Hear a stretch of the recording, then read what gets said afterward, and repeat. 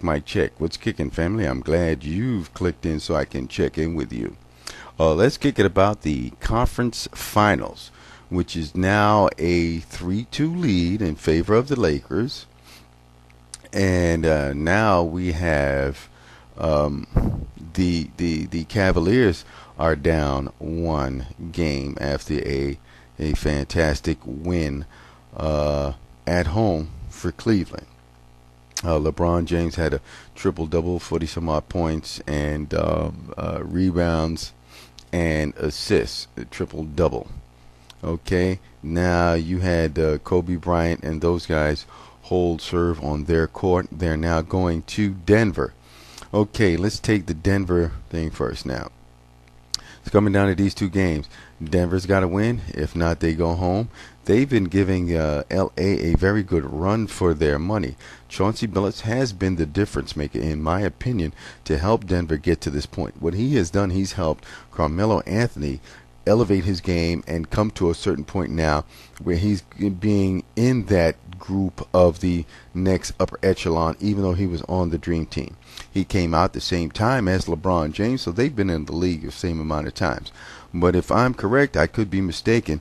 He's got an NCAA ring from his tenure at Syracuse, so he's missing the championship ring, or at least the taste of how to get there. And it's due to in part that he's got help from Chauncey Billups, able to bring that game out of him. Kobe Bryant, he's been doing his thing. His supporting cast has been helping him out. The biggest thing here has been Lamar Odom, not Andrew Bynum, Lamar Odom. You know how everybody was talking about Andrew Bynum was going to help the Lakers propel them into another championship. Then he got hurt, and then they had to shuffle around the lineup in order to make sure that they can get some cohesiveness. And of course, with Kobe Bryant there being able to lead the charge and carry the team and set the example, they were to get to this point now. Now, let's get to the point here with Phil Jackson and my man from Orlando, Van Gundy, before I get to the Orlando Cleveland thing. These coaches are sitting up here crying for fouls, crying for calls, crying for calls.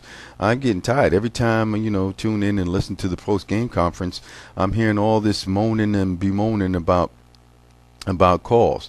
Look, back in the day, I mean, hey, when Frazier and them guys, when I was watching them guys play, it was a straight up mugging. A cop could have came off the street and got somebody for an assault. Then in the 80s, when it really got to a point where if they didn't see no blood or limb, coming off, then that's when they would start calling the fouls, when to start. But now, as soon as something happens, these phantom calls, it's very frustrating. I believe the one game, which game was it? I believe it was the Orlando Cleveland game, where they called 86 something fouls. 88, was it 86 fouls? Ew. Oh, allergies are killing me. Over 80 fouls calls. Yo, that disrupts the flow of the game. Can we get some consistency here? And then with all this flagrant foul going on around here, man, this is ridiculous. First of all, Howard, you don't need to be crying. You're a big man. You in the middle. You know what they're going to do. They're going to beat on you. So guess what? You just grab the ball, turn, and put it in. You keep turning around, want to cry. Hey, guess what? The referees is going to get tired of you crying, and guess what? The calls will go against you. They'll make a couple of calls here and there, but the calls will go against you. And then that leads to when the coaches, Phil Jackson and my man Van Gundy, start talking about, and then George Karl, he started talking about it. I'm getting like, whoa, what's going on here?